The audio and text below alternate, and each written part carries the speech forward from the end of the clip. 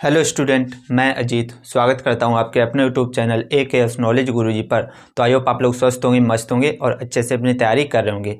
तो आज मैं कराऊंगा कि जिन बच्चों ने वाइवा के लिए फॉर्मेल्डिहाइड टॉपिक तैयार किया है, अपने चार्ट पर फॉर्मेल्डिहाइड का बनाने की जो विधि है उसका चित्र बनाया है, तो उससे रिलेटेड जो एग्जामिनर होता है वो कौन कौन से क्वेश्चन पूछ सकता है, उससे रिलेटेड ये वीडियो रहेगी। तो वीडियो को एंड तक देखते रहना। सभी इंपॉर्टेंट क्वेश्चन मैं इस वीडियो में कराने वाला हूं जो एग्जामिनर द्वारा हर साल पूछे जाते हैं। तो आइए क्वेश्चन को ध्यान से पढ़ते हैं, फिर देखते हैं इसका आंसर क्या होगा। सभी को मैं एक एक करके बता के चलूँगा, ठीक है। वाइवा से रिलेटेड सभी ही इंपॉर्टेंट क्वेश्चन है। पहला क्वेश्चन लिखा है फॉर्मेल्डिहाइड का रासायनिक सूत्र बताइए। सबसे पहले तो जो फॉर्मेल्डिहाइड आपने बनाया अपने चार्ट में, उसका रासायनिक सूत्र क्या होता है, सबसे इम्पोर्टेंट क्वेश्चन तो यही है। तो इसका सूत्र क्या होता है, फॉर्मेल्डिहाइड का रासायनिक सूत्र होता है HCHO। कई बच्चे इस तरह के या फिर कोई बच्चे इस तरीके से भी लिख सकते हैं कि HCOOH,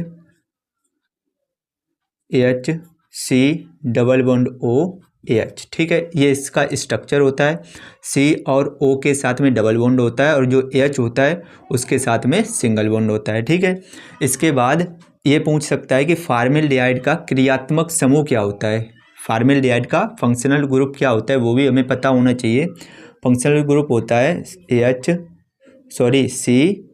CHO। फॉर्मेल्डिहाइड का जो क्रियात्मक समूह होता है वो होता है CHO, या फिर इस तरीके से भी इसको बना सकते हैं C+OH। इसमें केवल यही दिखाया कि C और ऑक्सीजन के साथ डबल बॉन्ड होता है और H के साथ सिंगल बॉन्ड होता है, ठीक है। अगर आपसे वो पूछेगा तो आपको यही बताना है कि फॉर्मेल्डिहाइड का क्रियात्मक समूह क्या होता है, CHO, ठीक है।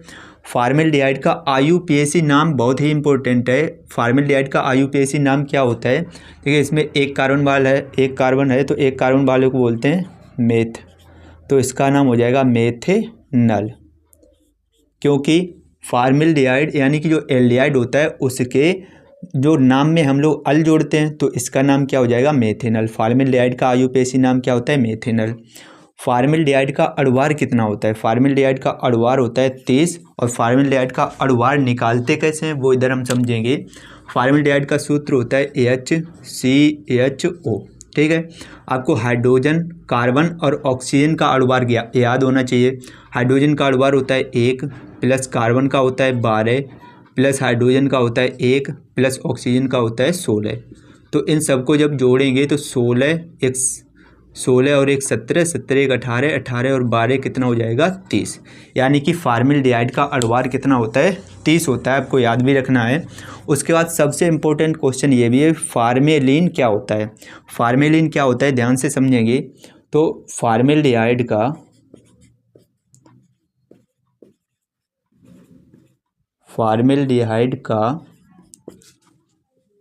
40% जलीय विलयन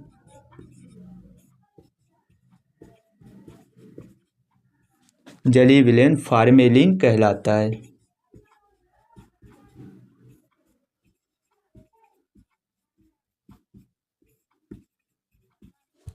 फॉर्मेल्डिहाइड का 40% जलीय विलयन क्या कहलाता है, फॉर्मेलिन कहलाता है। 40% जलीय विलयन का मतलब है अगर कोई विलयन 100 ग्राम है तो उसमें 40 ग्राम फॉर्मेल्डिहाइड होगा। 40 ग्राम फॉर्मेल्डिहाइड होगा और बचा हुआ 60 ग्राम जल होगा। तो 40% जलीय विलयन फॉर्मेल्डिहाइड का जो होता है उसी को हम क्या बोलते हैं, फॉर्मेलिन। और फॉर्मेलिन यूज कहाँ होता है, फॉर्मेलिन यूज होता है मृत जीवों के परिरक्षण में। फॉर्मेल्डिहाइड का कहाँ यूज करते हैं, जो मृत जीव होते हैं उनके परिरक्षण यानी उन्हें सड़ने से बचाने के लिए फॉर्मेल्डिहाइड का जो 40% जलीय विलयन होता है फॉर्मेलिन, उसका यूज किया जाता है, ठीक। फॉर्मेल्डिहाइड बनाने की प्रयोगशाला विधि क्या होती है।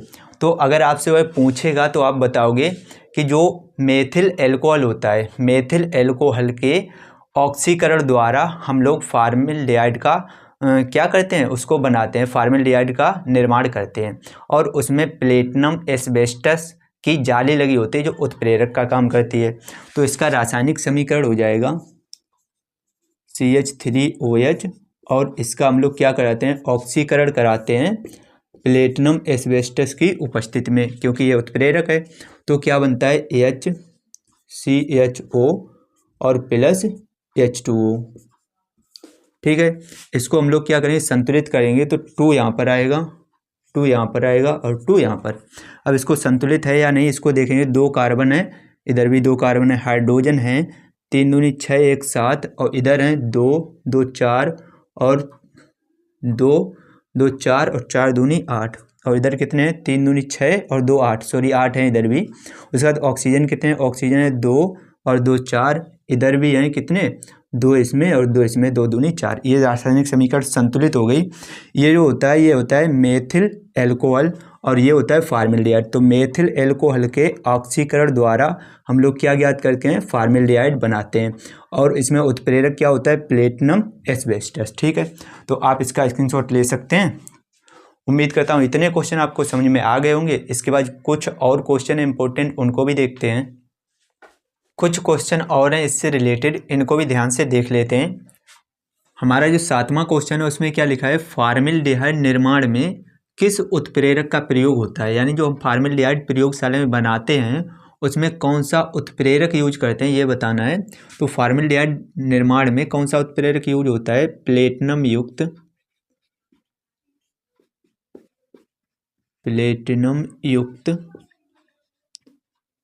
एस्बेस्टस।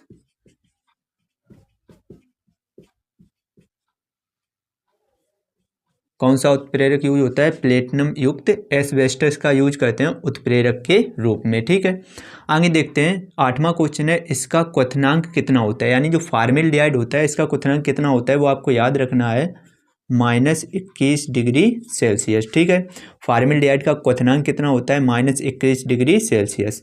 आगे देखते हैं, फॉर्मेल्डिहाइड के कोई 2 उपयोग बताइए। फॉर्मेल्डिहाइड के उपयोग भी इसमें पूछ सकता है। तो इसमें जो पहला उपयोग है फॉर्मेल्डिहाइड का वो होता है कीटनाशक के रूप में। फॉर्मेल्डिहाइड का पहला उपयोग है कीटनाशक के रूप में, यानी कीटनाशक के रूप में हम लोग फॉर्मेल्डिहाइड का यूज करते हैं। या फिर दूसरा यूज आप लिख सकते हैं बैकेलाइट बनाने में, बैकेलाइट बनाने में। या हो सकता है 2 से ज़्यादा उपयोग पूछ दे तो एक तीसरा भी मैं यहाँ पर लिखा दे रहा हूँ। तीसरा उपयोग होता है चमड़ा उद्योग में भी इसका उपयोग होता है।